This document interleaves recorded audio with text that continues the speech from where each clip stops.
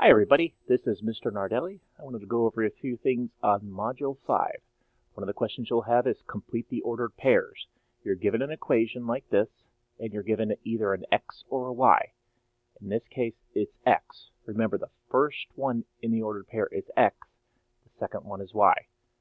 So all I'm going to do, let me reveal this, I'm going to write my equation, but I'm going to plug in x where I see it.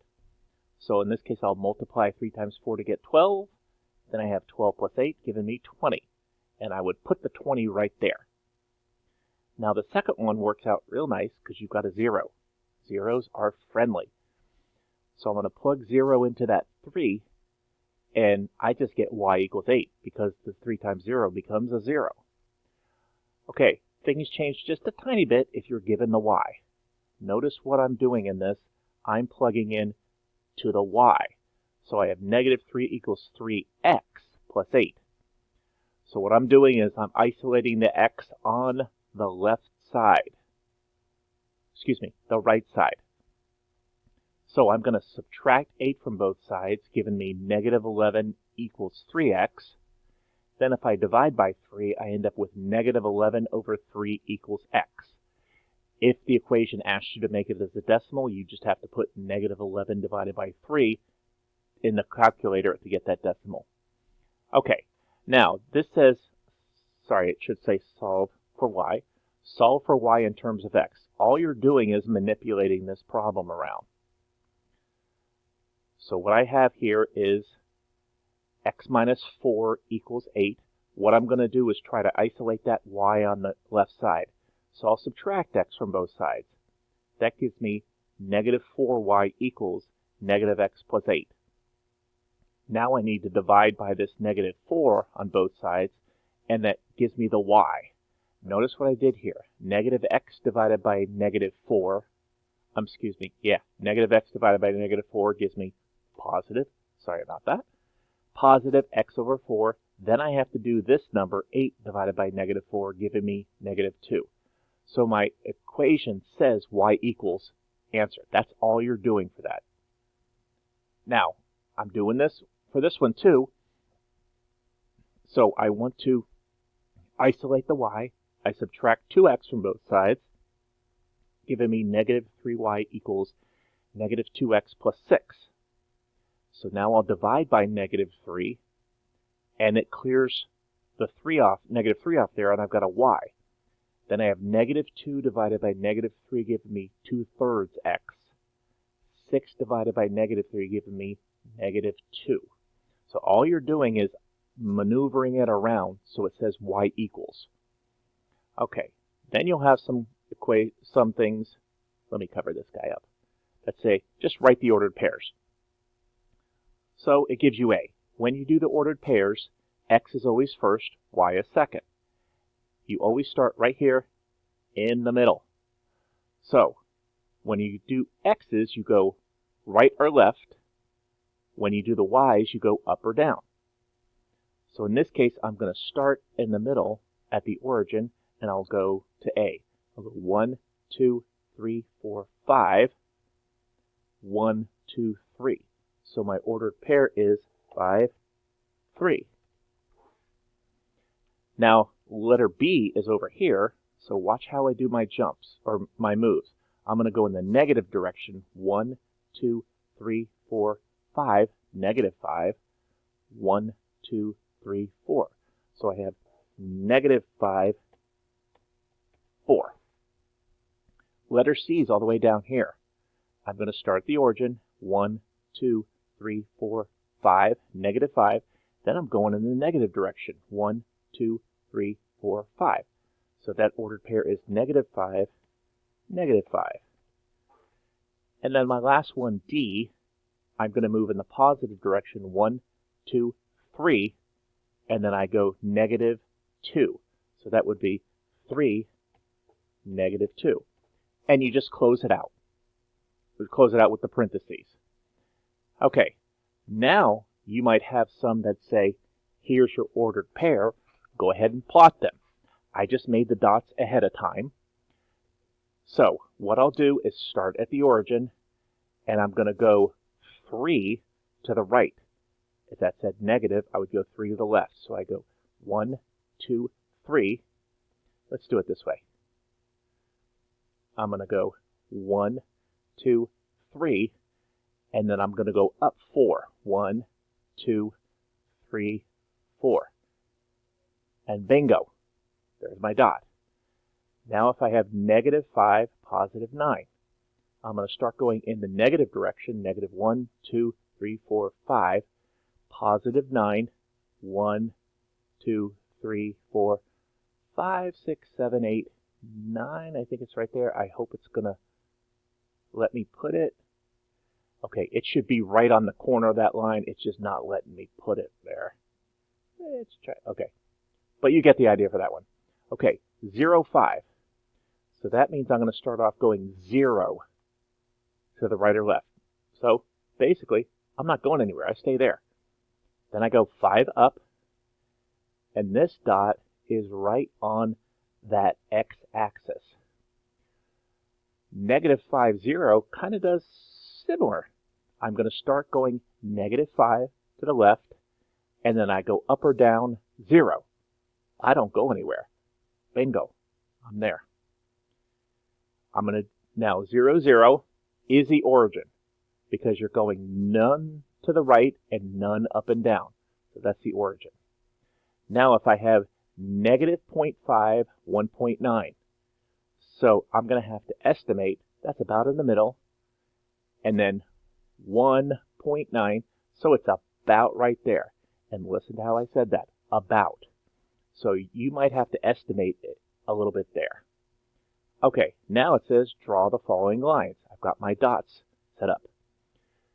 When you're given an equation, you need to create this T-chart.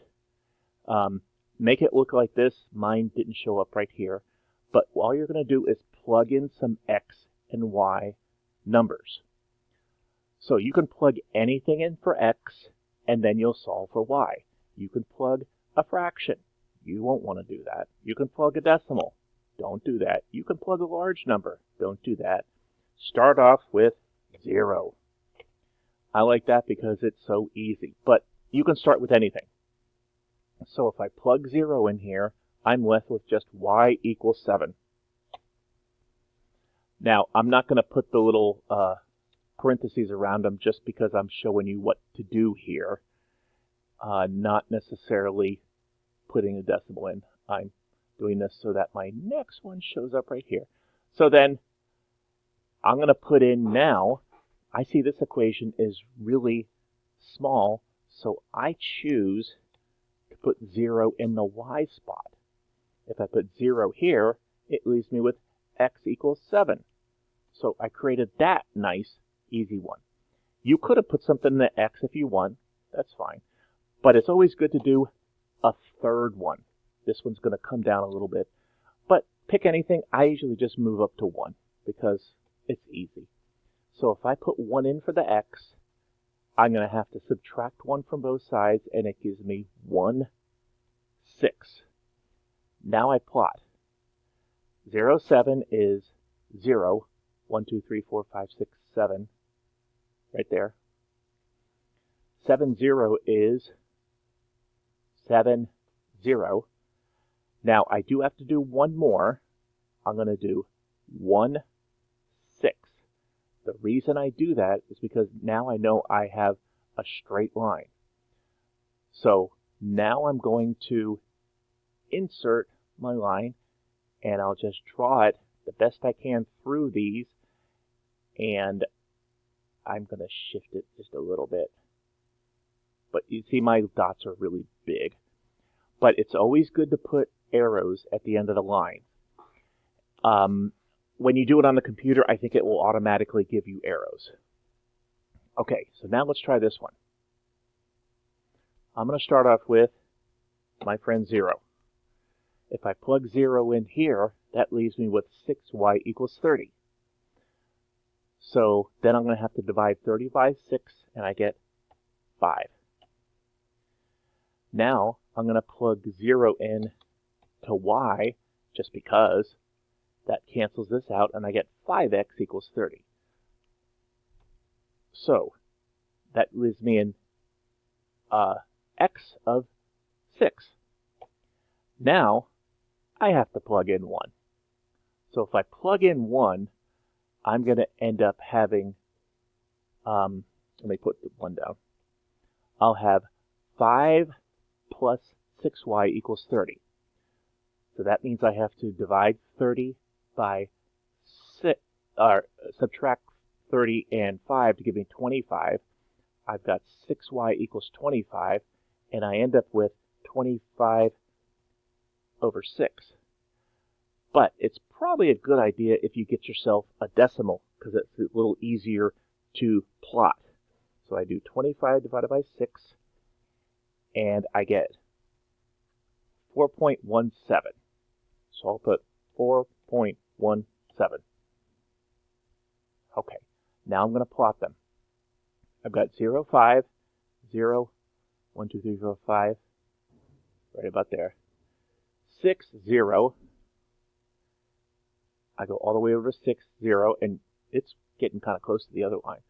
And then I have 1, 4.17.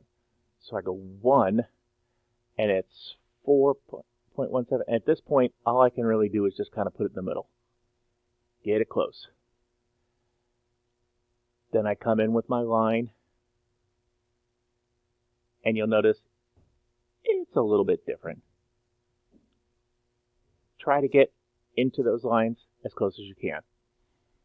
Okay, now let's do our last one. We have, I gotta put a text box in real quick. So obviously I want to start with 0, because 0 is my friend. 0 times, this should say equals, sorry about that. 0 times 1.5x gives me 0, so I end up with 0, 2. Now in this case, I don't want to put 0 into y, because it's going to create a little bit more work for me in this situation. So I'm going to do 1. Or actually, I'm going to do this. Watch what I do. I'm going to do 5. The reason I want to do that is because 1/5 times 5 are reciprocals. So if I multiply them, I'm going to get just the number 1. So I end up with 1 plus 2 giving me 3. Now I have to choose. I don't want to go too high, so I might as well put 1. Why not? They're out of order, but it doesn't really matter too much. I'll put 1 in there. So 1 times 1/5 is 1/5. So 2 plus 1/5 gives me 2 1/5. And if I do 1 divided by 5 in the calculator, I end up getting 5.2. Or I'm sorry, 2.2. So now I drag my little guys over here. I've got 0, 2, 5, 3, 5, 3, 3, which is right about there, I guess. Yep, 5, 3. And then I have 1, 2.2. 1, 2.2. And I can see my math is not correct. So let me try this again. 2 1/5. 1 divided by 5. Yeah, that'd be 2.2. If I put 5 in here, I end up with 5, 3. 1, 2, 3, 4, 5. 1, 2, 3. And then my original is 0, 2. That's my problem. I needed to go up here. Okay. So then I come in. There's my line. So that's how you draw the lines. Okay, this is getting a little long, so I'm going to stop at this point and create another video for the rest of the stuff.